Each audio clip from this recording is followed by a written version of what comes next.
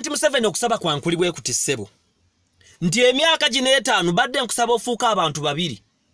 mbadde nkusaba ofuuke Idi Amin Dada eyaliko omukulembeze w'eggwanga lya Uganda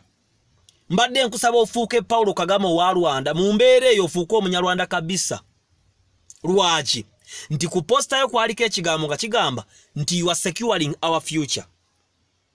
naye amazima bannayuganda bagamba bwe bati naddala abavubuka kuba kati bebasinga obungi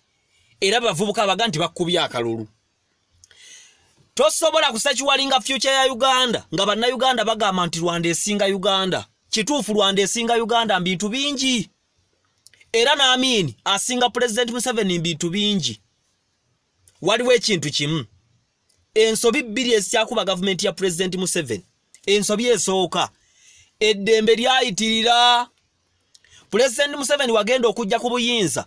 nga bazadde baffe bayise emyaka nga 3 egy'okubonaabona n'entalo